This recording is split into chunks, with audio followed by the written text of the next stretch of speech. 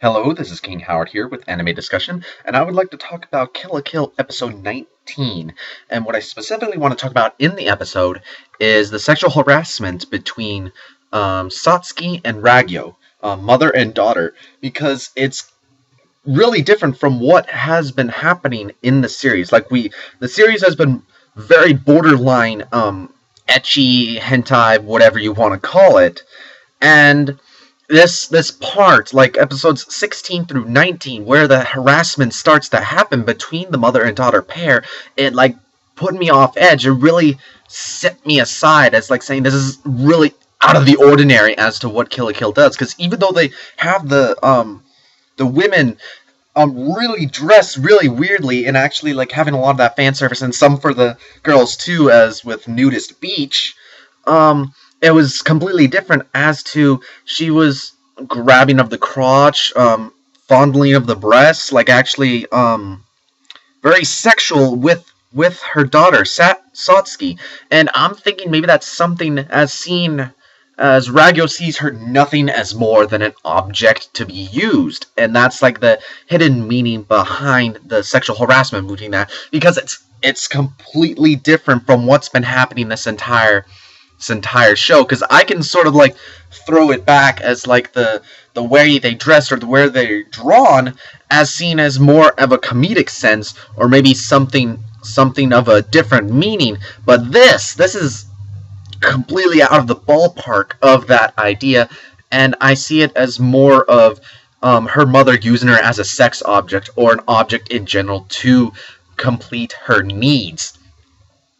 And that is a strong point, because that is what we're seeing right now, because Satsuki was only born, really, to be fused with the life fibers to actually create this world that's controlled by the life fibers, and not as seen as her daughter. And she was a failed experiment in the eyes of Ragyo, because she couldn't fuse with the life fibers. So she just tossed her aside, really. She kept her there, but she tried to then fuse her with Junketsu later on, calling it the wedding dress, so that she'll be fused with the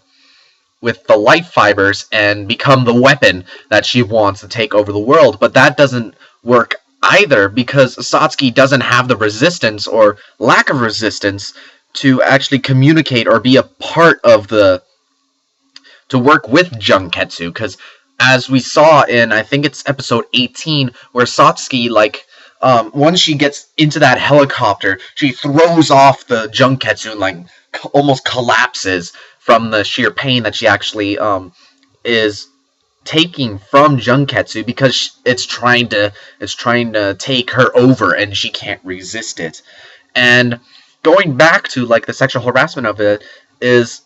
we see her as just using Satsuki, going for the crotch, sexually harassing her as more of using her as a sex object instead of seeing her as her daughter.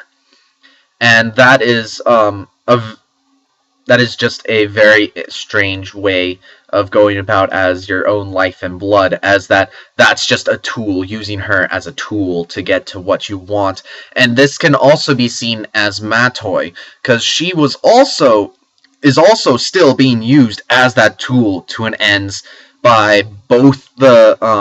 Nudist Beach and Ragyo, and maybe even her father, because she was created to be that weapon, because Satsuki failed.